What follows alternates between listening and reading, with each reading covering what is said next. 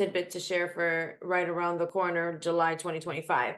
Workplace violence means any act of violence or threat of violence that occurs in a place of employment.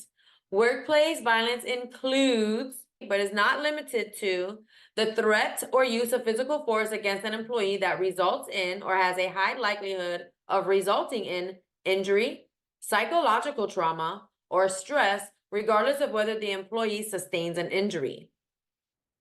An incident involving a threat or use of a firearm or other dangerous weapon, including the use of common objects as weapons, regardless of whether the employee sustains an injury.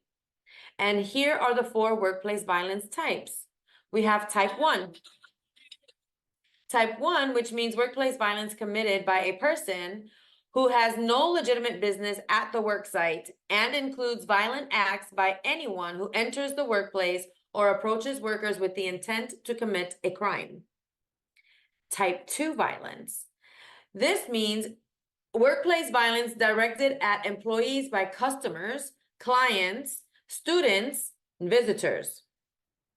Type 3 means workplace violence against an employee by a present or former employee, supervisor, or manager. Type 4 means a workplace violence committed in the workplace by a person who does not work there, but has or is known to have had a personal relationship with an employee. The last one is definitely very obvious to domestic violence spillover, which is stalking, verbal, financial, you name it. We can go down a long list another time.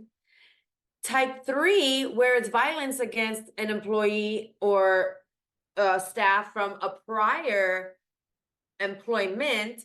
This ties really well into the active shooter, because a lot of these active shooters has been previous or prior employees. I'm seeing that this is now incorporated in here as well.